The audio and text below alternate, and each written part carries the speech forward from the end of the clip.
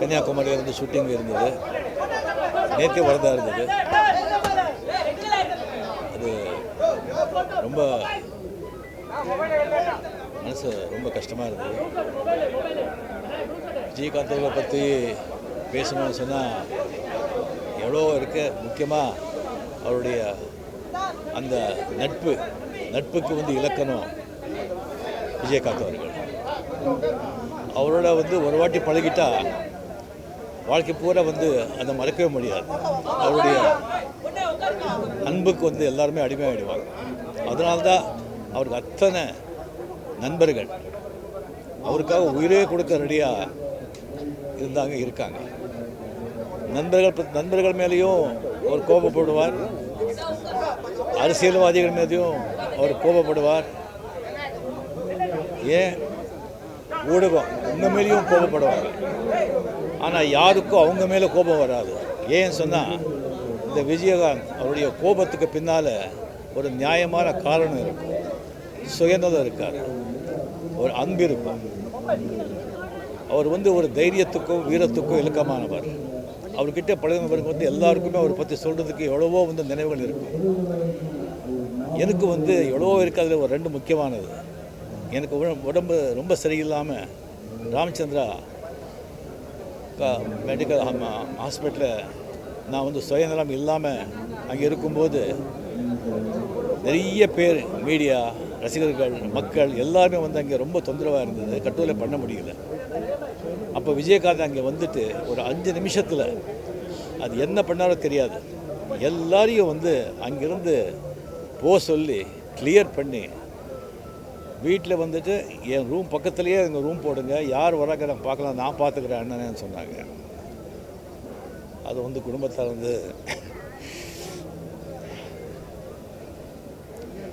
மறக்கவே முடியாது. அதே மாதிரி ஒரு வாட்டி சிங்கப்பூர், மலேசியா இந்த ஷோக்கான நடிகர் சங்கம் இந்த ஷோக்காக போகும்போது மலேசியாவில் எல்லாம் முடிச்சுட்டு வரும்போது நான் எல்லாம் பஸ்ஸில் ஏறிட்டாங்க. நான் கொஞ்சம் வரும்போது கொஞ்சம் நேரமாச்சு. ரசிகர்கள் எல்லாமே ரொம்ப சூழ்ந்துட்டாங்க. மீடியா எல்லாமே வரவே முடியல. ஒரு 5 நிமிஷம் திண்டாடுறேன். அந்த பவுன்சர்ஸ் எல்லாம் இருக்காங்க, யாரும் ஒன்றும் பண்ண முடியலை. அவர் பஸ்ஸில் பார்த்துட்டுருக்காரு. அப்படியே இறங்கி வந்தார். இந்த டவல் போட்டு ஒரு 2 நிமிஷத்தில் எல்லாரையும் அடித்து விரட்டி அப்படியே பாதி ஆக்கிட்டாங்க. அப்படியே பாதி ஆக்கி அப்படியே பூ மாதிரி கொண்டு உட்கார வச்சு, என்ன உங்களுக்கு ஒன்றும் இல்லையே, நீங்கள் சௌக்கியமாக இருக்கீங்களே, ஒன்றும் ஆகலையேன்னு கேட்டாங்க. அந்த மாதிரி ஒரு ஆள் கடைசி நாட்களை அவர் பார்க்கும்போது ரொம்ப கஷ்டமாக இருக்குது. கேப்டன் அவருக்கு பொருத்தமான பேர். 71 பால், அவ்வளோதான். பல பவுண்டரிஸ், பல சிக்ஸஸ், நூற்றுக்கணக்கான இடங்களை குவித்து மக்களை பங்களி வச்சு விக்கெட்டை எழுந்துட்டு இந்த உலகங்கிற ஃபீல்டை விட்டு போயிட்டார். வாழ்ந்தவர் கோடி, மறைந்தவர் கோடி, மக்கள் மனதில் யார்? விஜயகாந்த் போன்றவர். வாழ்க விஜயகாந்த் நாம்.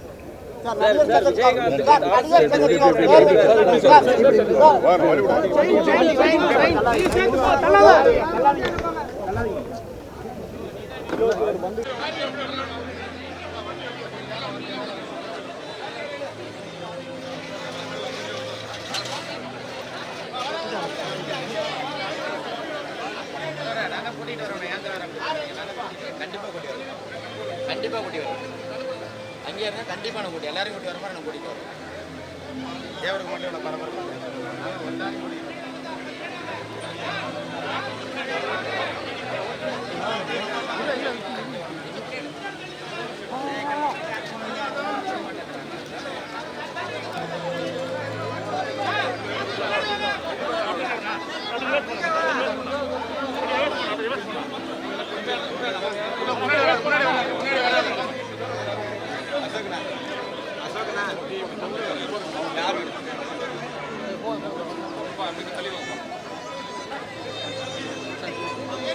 மரியாதைக்குரிய வராங்க.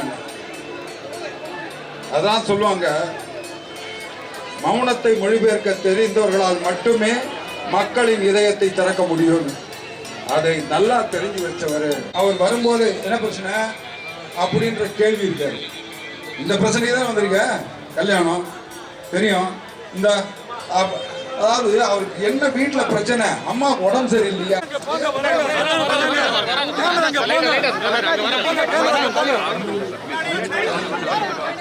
ஓர வாங்க.